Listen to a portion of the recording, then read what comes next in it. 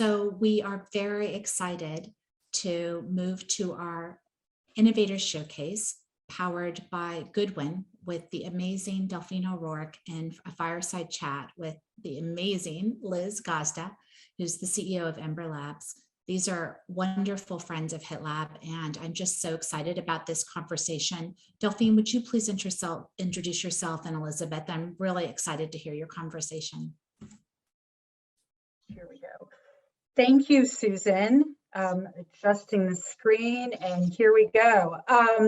So hello and welcome to the Innovators Showcase, which is powered by Goodwin. I'm Delphine O'Rourke, and I'm partner with Goodwin, which is a committed advocate for HitLab and for the Women's Challenge. I'm also very proud that in May, we launched the first women's health and wellness legal practice, which brings together legal experts under one umbrella with all the expertise that whether you're a founder or an established company or an investor, that you need in a partner to be successful, whether in the US or abroad. So this is a fireside chat. So I invite you to my virtual fireplace. And in this time, we're in the holiday season, I was reflecting on what I am grateful for. And I'm grateful for this community. The women's health and wellness community is inspiring. It is fueled by all of you today, by the rock star speakers that we've had, by the amazing Susan Solinsky and the HitLab team, and by my friend, Elizabeth Gazda. Elizabeth is the founder, Elizabeth is on the screen, and CEO of Ember Labs, which is the first thermal wellness technology company that has harnessed the body's natural response to temperature to enhance well-being. And not only is Elizabeth and her team just, completely disrupting the response to what we call hot flashes, but also changing the narrative around menopause and the acceleration of women's health. The technological, the historical, the societal drivers that have created what we're going to call a leapfrog effect and discuss more today. So really excited to jump in. So Liz, please introduce yourself, introduce Ember Labs, and then let's jump into digital therapeutics. Thank you, Delphine. I'm so excited to be here. Thank you for having me. I wish I could call myself the founder of Ember Labs. The company was actually founded by 3 brilliant young men at MIT in the material science department. And what they discovered is that temperature is a unique neural pathway to the brain. And so we've developed a wearable device. I have it here on my wrist. You wear it on the inside of your wrist, and we use either warming or cooling to stimulate the thermoreceptors on the inside of your wrist. There's a concentration of thermoreceptors there. And distinct from touch or other stimuli, we are able to stimulate the part of the brain that is responsible for balancing the autonomic nervous system. Mm-hmm. And what a lot of people don't understand about menopause is that a menopausal hot flash and many of the symptoms that surround hot flashes, such as sleep disturbances or anxiety, are really caused by an overactivation of the sympathetic nervous system, which is your fight or flight response. And so now imagine that women, Delphine, by the time they reach the top of their game, they're in their 40s, they're in top positions in industry or academia or government, they're thrown into this state of what is really fight or flight, and left to their own devices to figure out how to solve this problem. What we've developed is a holistic, non-medicinal approach, a kind of biohack, by harnessing your body's own pharmacy to help with these symptoms. And I'm really happy to be here, and of course, really happy to be with you, Delphine, to have this conversation. Last time Liz and I were together was in Boston a couple weeks ago over dinner and a glass of wine. So we'll get there again. This is a temporary pandemic pause, hopefully. So Liz, you and I have talked about this extensively. Let's digital therapeutics. Let's start there before we get into the factors and this leapfrogging. and also I'll comment that it's available in rose gold and black and very fashionable, because I get that from clients, would I actually wear it? Are we going to get engagement on this? But let's tell us about, because you've been in this space and are really thriving. How do you define digital therapeutics, and why has it really become part of our vernacular over the, let's say, 3 to 4 years? And really, if we look back 10 years ago, this conversation that we have today, well, first of all, there wouldn't have been a conversation on women's health. So thank you, HIT Lab, and thank you, Susan. But it wouldn't have included, even if we had, to the same extent, digital therapeutics. So I think it would be great to start out with that. Yeah, it's really interesting because I've been with Ember for 3.5 years. And when I first came in, nobody was really talking about digital therapeutics. It wasn't even part of the vernacular. And then slowly you started to see companies emerge that unlock the potential of digital interactions. And the very early players were looking at mental health.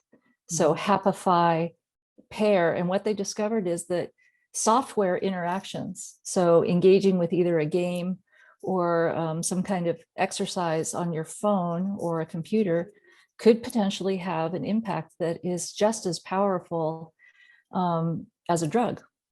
And that's really profound if you think about it. Many of us don't want to take drugs. There's a lot of interactions, or maybe just a desire to lead a natural lifestyle. And so very early on, it was cognitive behavioral therapy that started this whole discussion about digital therapeutics. The reason why I think that it's only been recently that we've seen this potential is it really starts with the availability and ubiquitous aspect of smartphones. So it's only now that almost everyone has a smartphone in their pocket. You can't develop a therapy for a population if that's not the case. The other thing is cloud computing technology, connected devices, Bluetooth. Bluetooth 10 years ago was not what it is today. And then the other thing that you see is that with the millennials really coming into the adult population over the last decade, they're digital natives. And so when they have a health issue, where are they going to go first? They're going to go to Dr. Google first and find out, do I have to take a pill for this? Or, is there an alternative? So that's kind of my...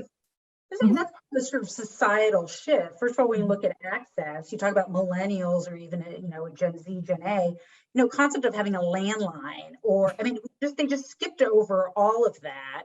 And a lot of parts of the world are really the only way, or the number one way that people communicate, whether it's banking or, and now we're much more even used to that with COVID. In a lot of ways, healthcare was behind. We became much more comfortable transacting, our salaries, buying homes online than we did simple interactions for our healthcare. And I think that's been a huge cultural shift that COVID, we've seen with the expansion of telehealth and everything, that COVID created this necessity that accelerated an existing trend, and then a relaxation of regulations. So we have the technological, you have the technological trend that creates an environment, okay, that fosters this opportunity. What else do you see as adding? This is going to be sort of, let's call it our special sauce to create this ignition. Yeah, where you really see innovation breakthroughs across any industry is when you have a societal trend or a cultural trend that intersects with a technology enabler, right? And so now we've talked about the technology enablement, fast computing, cloud computing, Bluetooth, connected devices, and having a computer in your pocket, that's this big. Now let's talk about the societal trends. Well, one is what I'll call the digital effect of the millennials looking for health solutions online, but the other is just the consumerization of healthcare. So I think pharma has gone through a rough patch over the last 5 years with a distrust being built with some of the things that we've seen, accidental or not, with, for example, the opioid crisis. So that raised a lot of distrust around whether pharma is the only option. And so what you see is that consumers have started to take on their own healthcare journey, right? Not only can they find the information online, but they're looking for those solutions, digital or not. The pandemic accelerated, as you say, the acceptance and deregulation of telemedicine, but it also made the traditional neighborhood pharmacies like CVS and Walgreens say, well, wait a minute, what is our core value here? Because most of the stuff that's sitting in our stores can be bought online now with Amazon, right? So we don't have a competitive advantage there because no one's walking in anymore. We're in the middle of a pandemic. But the reason people are coming in is because of the pharmacy. And so now CVS and Walgreens and other neighborhood pharmacies have said, what if we turn this into the front door of a doctor's office, the front office? So vaccine availability, providing consumer medical devices like blood pressure devices, glucose monitoring solutions, and maybe even the beginning of primary care.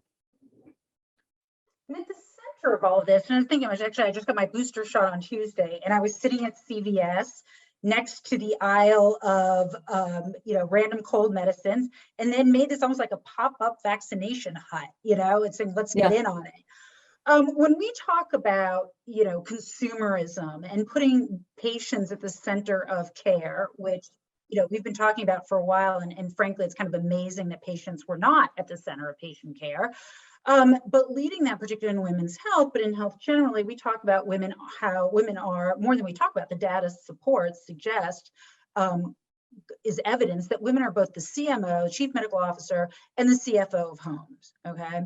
So we have the consumer power, we have the financial power, there's increased advocacy. I would say that we're still not where we need to be because there's still a lot of patronizing elements to our care. We can go into that if we have time. But let's talk about women's health and how we have been. There has been a historical, let's call it a gap, that we are now having increased awareness. I think COVID, social justice movements have helped that. But whether it's in clinical trials or funding or you name it, we have been ignored and underrepresented. So how does that add or contribute or fuel to now this acceleration? Yeah, I think this is where we get into the leapfrog effect.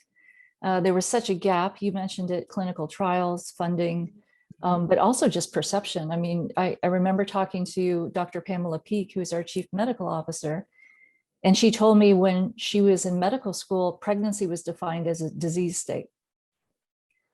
And even today, if you look at how menopause is coded by physicians, it's a urinary genital disease. So we are still pushing up against some of those perceptions of a woman's natural course of being as a disease state, but it also creates a huge opportunity. So if there has been this neglect or underfunding or underdevelopment in terms of women's health, now you have the tech available. Now you have like the FDA coming over to your side. You have this consumerization of healthcare. And now women's health, what I believe is happening is women's health is almost leapfrogging what's happening in men's health. Because if we're going to develop now, we're going to develop for the future. We're not going to develop for where we should have been.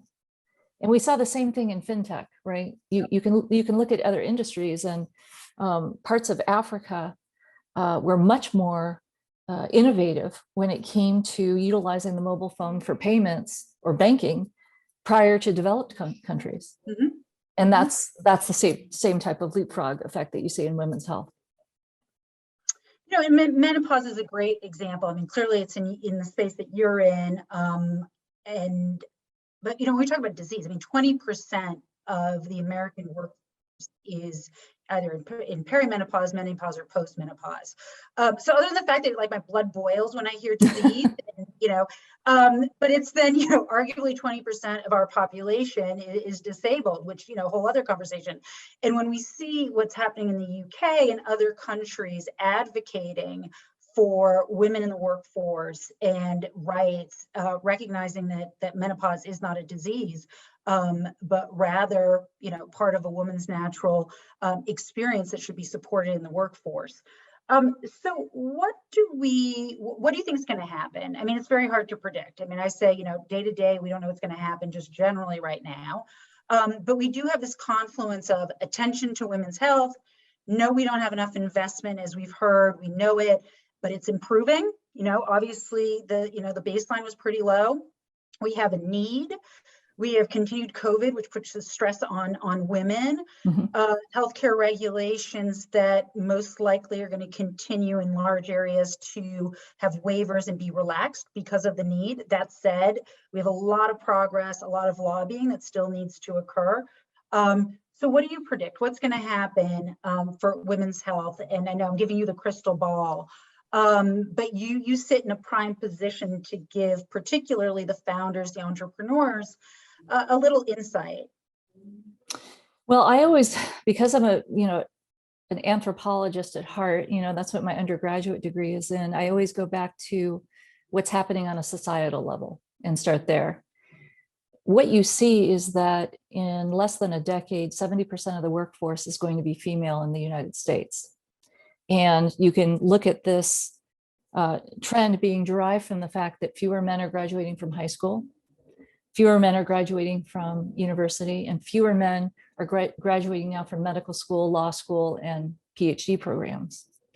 So now you have, let's say, a balance of power that is tilting in favor of organizations looking at having to support women because our society is going to depend on it.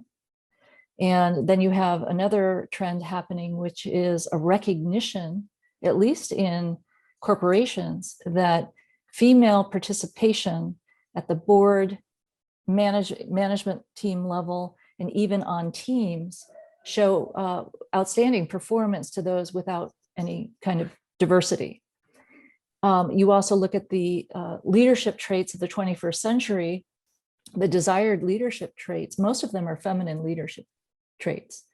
And so if governments and institutions and societies really want to preserve their competitive advantage and their ability to capitalize, monetarily or economically, there's going to have to be an investment in taking care of the human capital that's driving, that's captaining the ship.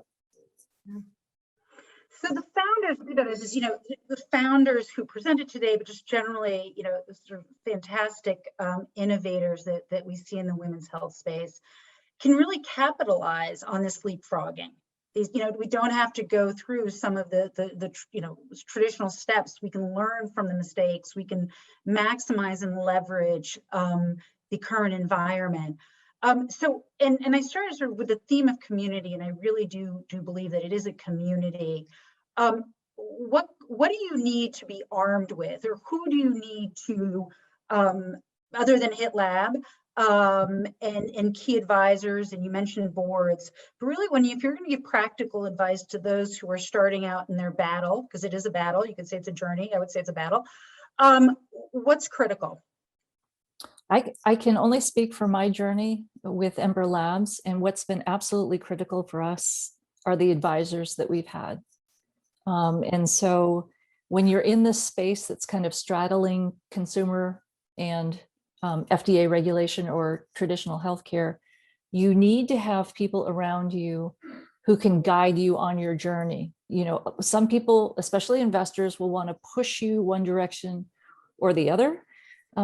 It's really important to have your hand on the rudder with a group of advisors that can give you the confidence that your intuition may be right, and you don't necessarily have to do things the way that they had been done in the past.